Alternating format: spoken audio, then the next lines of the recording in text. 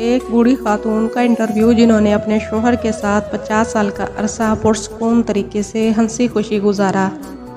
خاتون سے پوچھا گیا کہ اس 50 سالہ پرسکون زندگی کا راز کیا ہے؟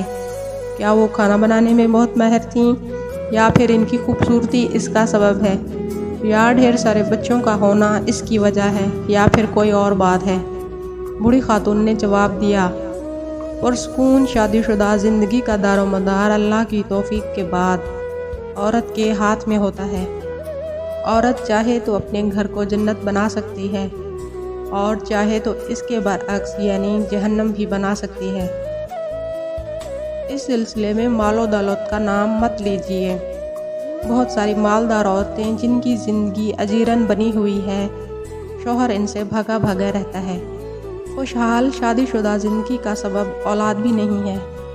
بہت ساری عورتیں ہیں جن کے 6 7 بچے ہیں، پھر بھی وہ شوہر کی محبت سے محروم ہیں، بلکہ طلاق تک کی نوبت آ جاتی ہے۔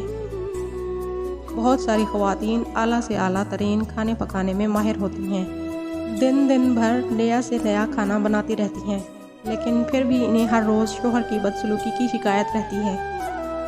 انٹرویو لینے والی خاتون صحافی کو بہت حیرت ہوئی۔ اس نے پوچھا، پھر آخر آپ کی اس خوشحال زندگی کا راز کیا ہے؟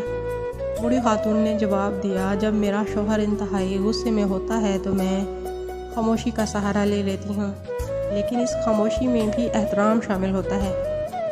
میں افسوس کے ساتھ سر جھکا لیتی ہوں۔ ایسے موقع پر بعض خواتین خاموش تو ہو جاتی ہیں، لیکن اس میں تمسخر کا عنصر شامل ہوتا ہے۔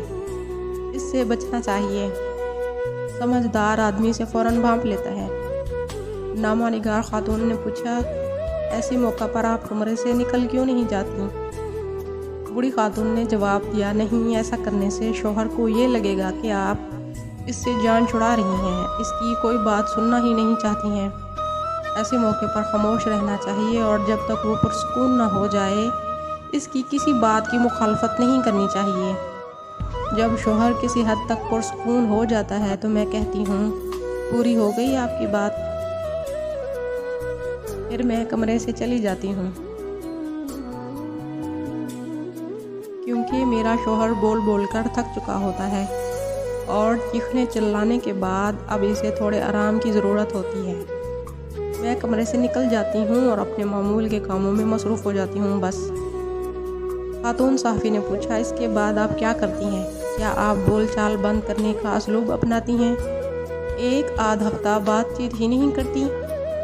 بوڑھی خاتون نے جواب دیا، نہیں تو؟ اس بری عادت سے ہمیشہ بچنا چاہیے، یہ دو دھاری ہتھیار ہے۔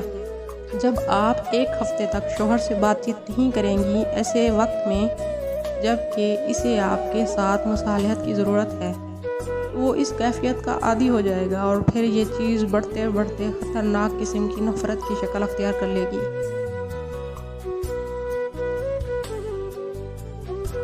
صحافی نے پوچھا، پھر آپ کیا کرتی ہیں؟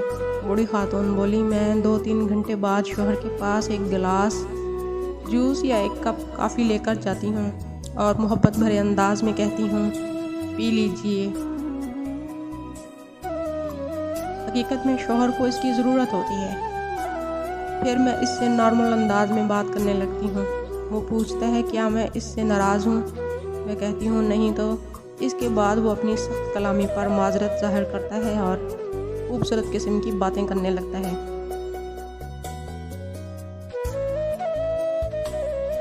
انٹرویو لینے والی خاتون نے پوچھا، اور آپ اس کی یہ باتیں مان لیتی ہیں؟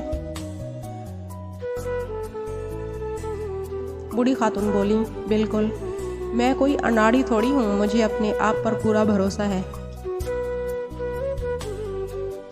کیا آپ چاہتی ہیں کہ میرا شوہر جب غصے میں ہو تو میں اس کی ہر بات کا یقین کر لوں، اور جب وہ پرسکون ہو تو اس کی کوئی بات نہ مانوں؟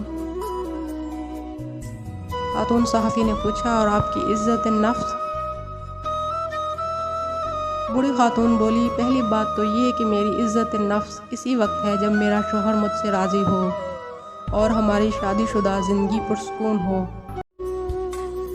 دوسری بات یہ کہ شوہر بیوی کے درمیان عزت نفس نام کی کوئی چیز نہیں ہوتی۔ جب بیوی اور شوہر ایک دوسرے کے لباس ہیں تو پھر کیسی عزت نفس؟